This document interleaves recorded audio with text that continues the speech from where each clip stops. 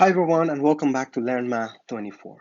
In this video, I'm going to solve a sample problem from the ACT math test that involves rational function.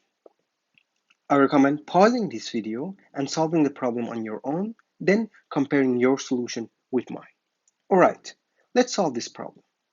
Considering y equals 2x minus 1 divided by x plus 1 and x less than minus 1, what could be a valid value for y among the following options?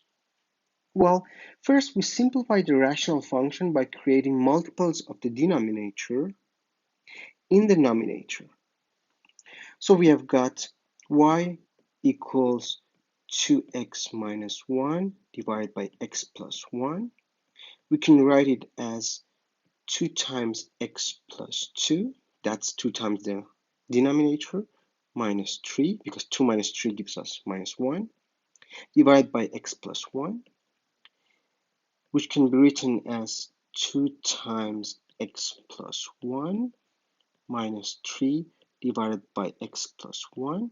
Now we can use the distributive property of the division to get 2 times x plus 1 divided by x plus 1 gives us 2, plus minus 3 divided by x plus 1, we write it simply as minus 3 divided by x plus 1. Now, using the inequality x less than minus 1, we get that x plus 1 is less than 0. So the denominator here is negative. Minus 3 is also a negative number. So the whole expression here is a positive number because negative divided by negative gives us a positive number. So for y, we have that y equals 2 plus something that is always positive. So y is always bigger than 2. So among our options, we look for a number that is bigger than 2. We get 2.5 and that's it. The answer is A. Great. That's a typical problem that you may encounter on the ACT math test that involves rational function.